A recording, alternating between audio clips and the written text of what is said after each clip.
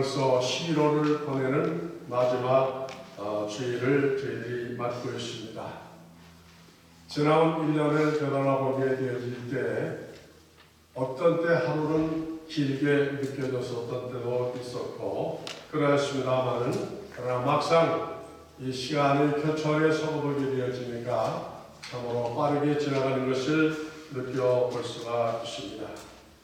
오늘 함께 우리가 읽었었던 본문의 말씀 가운데 17절의 말씀을 중심하여서 내게 주의 은총을 입게 하소서라는 말씀으로 이 시간 함께 드려봤기를 원합니다.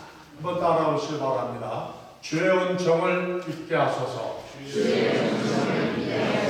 누가 주의 은총을 입어야 한다고요? 내가 주의 은총을 입어야 한다. 하나님은 우리에게 은혜 주시기를 원하시고 복 주시기를 원하시고 우리가 잘 되어지기를 원하시는 분이십니다. 그렇기 때문에 하나님의 복을 우리는 받아야만 할 것을 말씀하여 주는 것입니다. 여러분의 가정에 하나님의 은총이 차고 넘치시기를 주님의 이름으로 축복합니다. 아멘. 여러분의 생업에 하나님의 은총이 함께 하시기를 주님의 이름으로 축원합니다.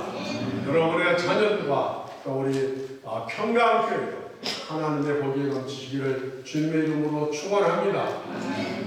인생은요 자기 실력으로 사는 게 아닙니다. 은혜로 사는 거예요. 하나님의 축복으로 사는 겁니다. 하나님이 은혜를 주시면요 내가 계획한 것 이상으로 놀라운 위로와 그 다음에 형통과 축복이 함께 되어지게 되는 것입니다. 그렇기 때문에 하나님의 복을 우리는 받아야만 될 수밖에 없는 것입니다. 아무리 재주 많고 실력이 많아도 하나님을 외면하면요 하나님이 도와주시지 않으면 그 실력을 다 발휘할 수가 없는 거예요.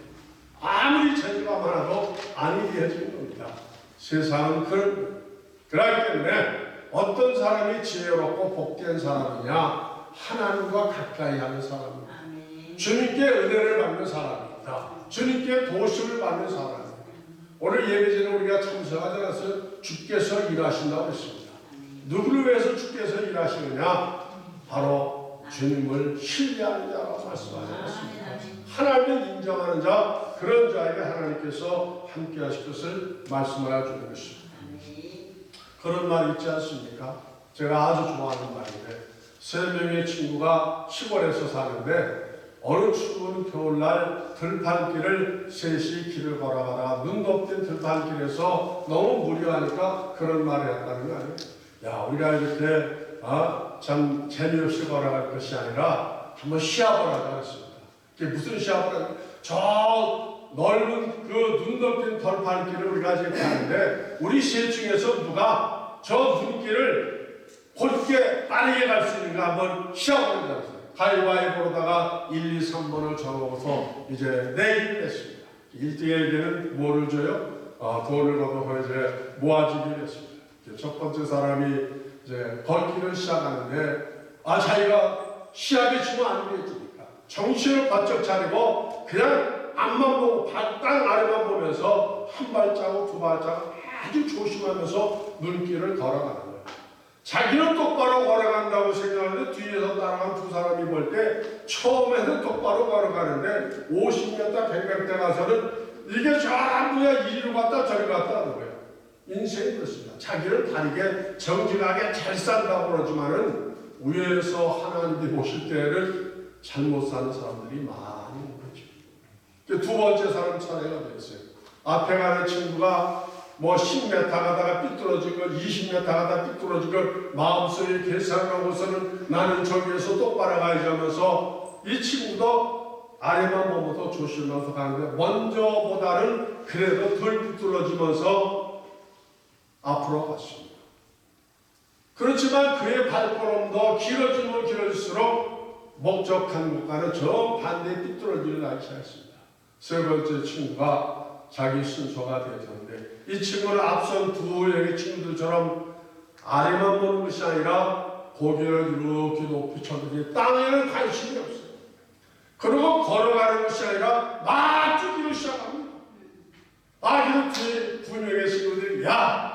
이제 승리는 누구의 것이다? 우리 것이다. 저 세 번째는 보나마나 이제 우리의 경쟁 대상이 아니다. 그러는데 왜 이걸? 처음에 막 뛸 때는 삐뚤어지는 것 같은데 100m, 1000m 점점 멀어질수록 이 세 번째 친구는 어떻게 가요? 일직선을 걸면서 그냥 쫙 달려요. 자기들 좀 조심하는 것도 없고 아래도 보지 않냐고 그러는데 그냥 무서운 속도를 살려가요. 야, 그만하자. 졌다. 도대체 너는 어떻게 되는 인간이길래 우리처럼 조심도 하지 않고 땅바닥도 보지 않냐고 그냥 하늘만 쳐다보고 내가 이렇게 똑바로 간 길의 비결이 무엇이라고 물어보지 않았습니까? 그때 세 번째 친구가 뭐라 했죠? 나는 너희들처럼 아래를 보고 가지 않냐고. 어디를 보고 갔다고? 저 높은 산 덩어리 푯대를 향하여 달려갔다고 말씀하여 주는 것입니다. 이게 인생인 것입니다. 이게 세상인 것입니다. 승리의 비결은 다른 데 있는 것이 아니라 어디에 목표를 두느냐 거기에 달려 있는 거예요.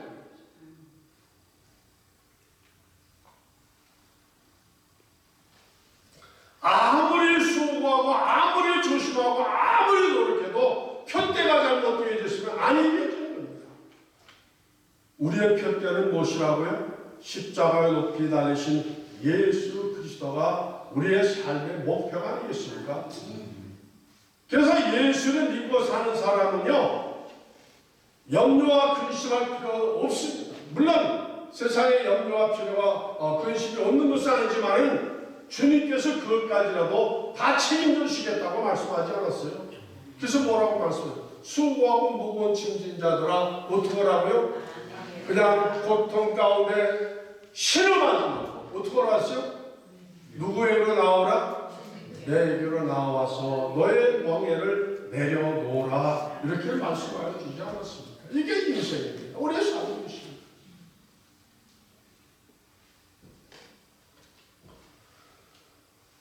우리의 삶도 그렇습니다. 예수 없이 살면요, 예수 모르고 살면은, 주님을 떠나 살면은 내가 아무리 노력해도 결실이 이루어지지 않아요. 제가 서너 전에 설교하면서 이삭에 대해서 말씀하지 않았어요? 이삭은 한 해에 몇 배를 받았다 그랬죠? 100배의 축복을 받았다 그랬어요. 같은 땅에 같은 씨앗을 떼었는데 이삭의 밭에서는 100배의 결실이 한 해에 나타났다 그랬어요. 사람의 수고와 노력으로는 1배 정도는 2배 정도는 남보다 많이 수확을 얻을 수 있지만 100배를 얻는다는 것은 이것은 사람이 하는 것이 아니라 누가 하는 거예요? 하나님이 하는 것이다. 그래서 이삭은 블레셋 땅에서 단시간에 모든 사람들이 시기할 정도로 거부가 되었다고 말씀하였지 않았습니까? 이삭이 농사기이 있었던 것이 아니라 농기구가 좋았던 것이 아니라 거름이 좋았던 것이 아니라 그 땅에서 좋은 땅을 본토인들이 차지하고 이삭의 땅은 농사가 되지 않은 그런 땅에 가서 농사를 쳤는데 하나님이 복을 주시니까 그렇게 됐다고 말씀하여 주셨습니다.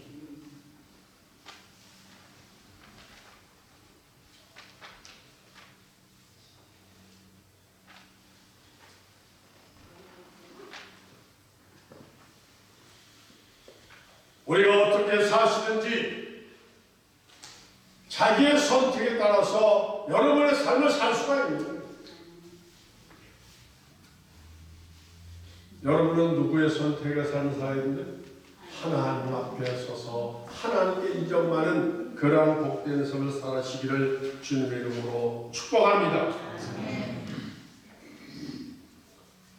도대체 어떻게 우리가 하나님의 은총을 받을 수가 있는가? 은총을 받으라고 말씀하셨는데 오늘 모세는 하나님께서 말씀하는 거니 내가 내 이름도 안다 그랬어요.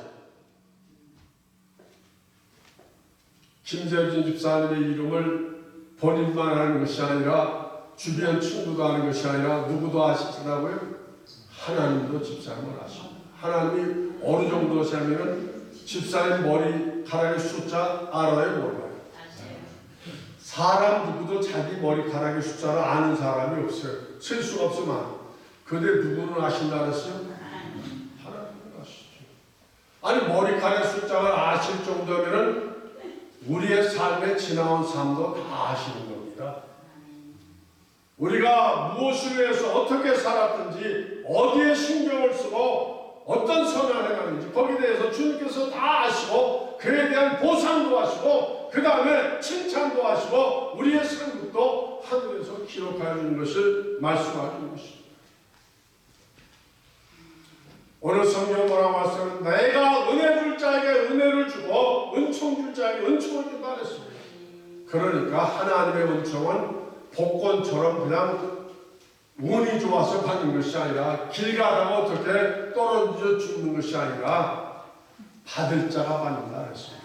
받을 자, 합당한 자가 받는 거예요. 인정되어진 자가 받는 겁니다. 일하는 자가 받는 거예요. 믿는 자가 받는 거예요.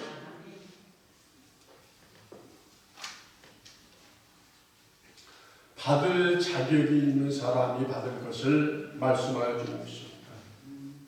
다시 말하면 준비된 자가 받는 거예요. 준비된 자가. 하나님의 은총은 대신 받아주는 게 아니에요. 누가 받아야 되느냐? 다른 것은 다 다른 은혜 받아주는데 하나님의 은혜만은 누가 받아야 된다고요? 내가 받아. 우리 가정이 받아. 우리 교회가 받아. 우리 자손이 받아요. 그게 없는 것이라도 있는 것이니까 하나님이 주시겠다고 말씀하셨으니까 우리가 확실하게 받기 위해서 우리의 삶이 하나님 앞에 바로 서야 될 것을 말씀해 주는 것입니다.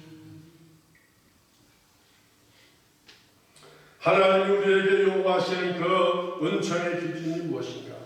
오늘 출애굽기 33장 5절에 그렇게 말씀하셨습니다. 하나님께서 이스라엘 백성들에게 430년 동안 애굽에서 종살이하던 중에 해방을 주시고서 엄청난 은혜와 축복이었습니다. 자신들의 힘으로는 절대로 구원받을 수 없는 것이었죠. 저들의 축복은 출애굽만 한 것이 아니라 젖과 꿀이 흐르는 가나안 땅으로 인도하신 것이었습니다. 그런데 저들이 지금 그 가나안 땅에 들어가기 위해서 이제 2달여 동안 이제 지나갔음에도 하나님께서 미워하시는 것이 있습니다.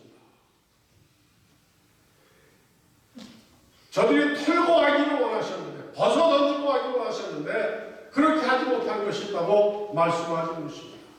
마음속에 거의 간직하고 있는 것이 있다고 했습니다.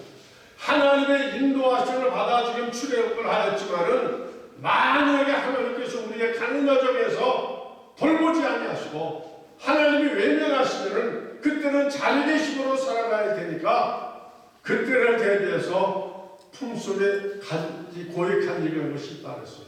그것이 무엇이냐면은 애굽 생활 430년 동안 하면서 늘 품 안에 고이 품고 있었던 우상 그라이브였습니다. 형상으로 만들어진 금붙이라든지 은붙이라든지 이런 것들을 다 간직하고 있었어요. 급할 때서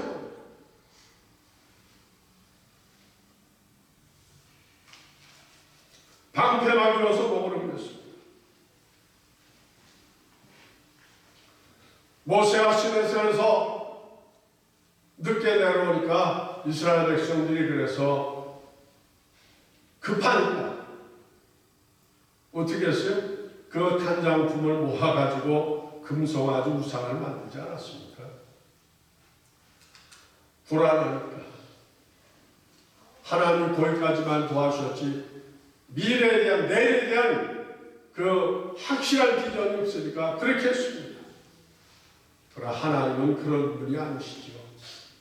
하나님은 처음부터 끝까지 신뢰하는 자에게 책임을 주시는 분인 것을 믿으시길 주님의 이름으로 축복합니다.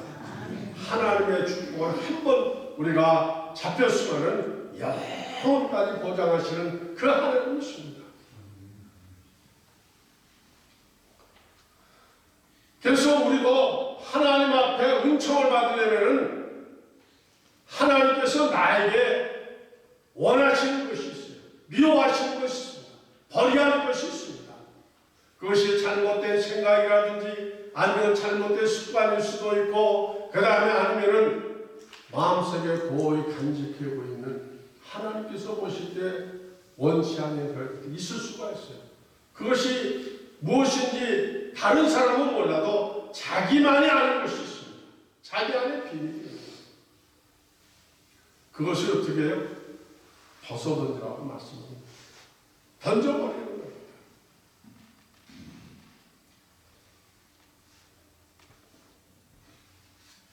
기도하다 보면은 부딪히는 것이 있을 거예요. 부딪히는 것이. 자기 안에. 그럴 때 그거를 즉시 없이 다 벗어던지고 제거하시기를 바랍니다. 하나님께 은총을 받고 못 받고는 남에게 다니는 것이 아니라 내 스스로 다니는 거예요. 내가 무슨 결단을 하느냐, 어떠한 결단에 따라서 주님 앞에 인정받을 수 있고 그렇지 않을 수도 있어요. 나는 여러분들이 다 모세를 하나님이 이름을 기억하셨던 것처럼 여러 이름이 다 하나님 앞에 기억하신 바 되어지기를 주님의 이름으로 축원합니다. 여러분의 삶이 하나님이 인정하시는 삶이 되시기를 주님의 이름으로 축원합니다. 둘째로 7절 말씀 가운데 보니까 모세 이렇게 성경에 기록하셨습니다. 모세가 항상 장막을 쳐야 진 밖에 쳐서 진과 멀리 떠나게 하고 회막이라 이르나니 여호와를 앙망하는 자는 다 진 바깥 해무로 나아가며 그렇게 말씀하십니다. 7절 말씀 가운데 보면은 항상이라는 말과 앙무라는 말을 기록하고 있습니다. 하나님 앞에 인정받는 자가 되기 위해서는 우리가 앙무하는 사람이 되어야 됩니다. 언제 앙무하라고요? 항상 앙무하라. 나는 이 말을 예배라는 말로 여러분 앞에 말씀드리고 싶어요. 하나님께서 우리에게 가장 기뻐하시는 것이 무엇이냐? 예배입니다. 예배. 우리 예배 전에 참석할 때 예배할 때 어떻게 하세요? 가장 행복하다. 예배할 때가 가장 귀한 시간입니다. 하나님께서도 예배할 때를 가장 기뻐하시는 겁니다.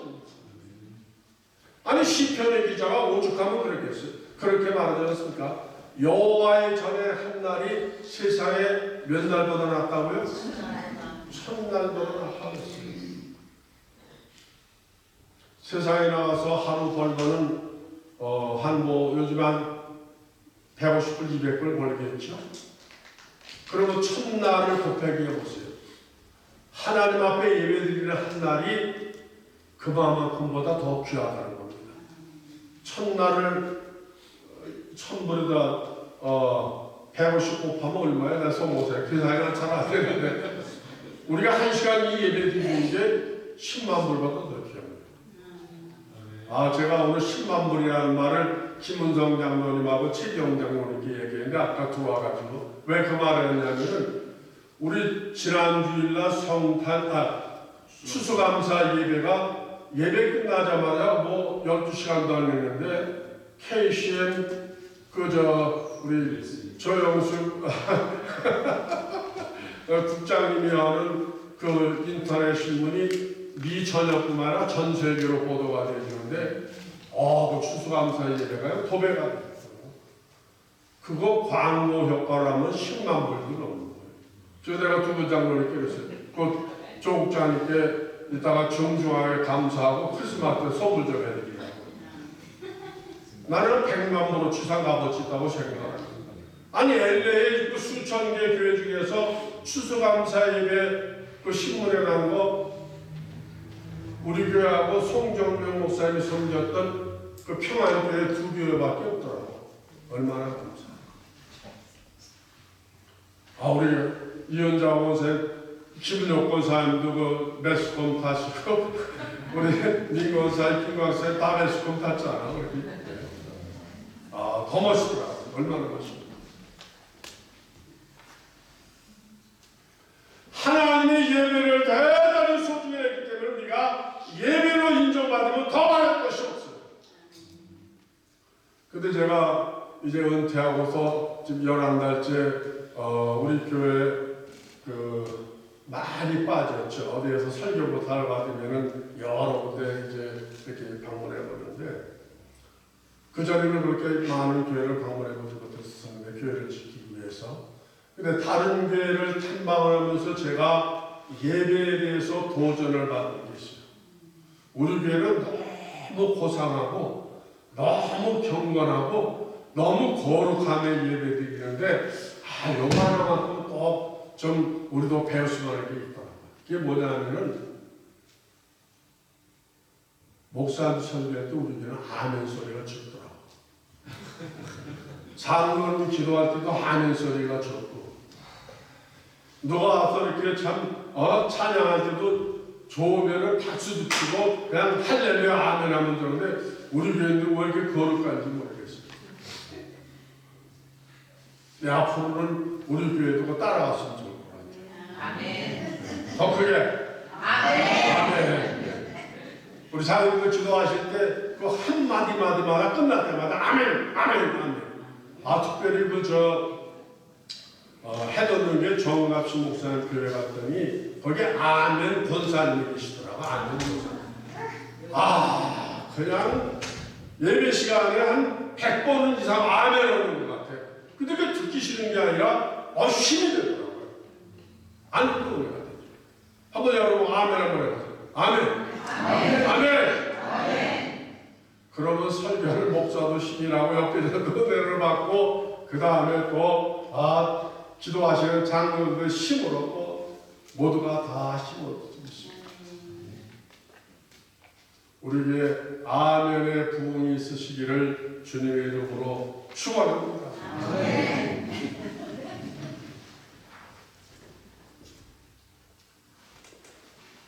그래서 이 주일은 어떤 예배 절대 양보 없이 꼭 참석하십시오. 이 한 시간 예배가 10만 불보다 더 비싼 걸 알았습니다. 그래서 이 복을 받으셔서 여러분들이 이 땅을 사는 동안 내 실력 이상 하나님의 축복을 형통하시고 강건하시고 많은 사람들 증거하는 그러한 종들이 되시기를 주님의 이름으로 축복합니다. 기도하겠습니다.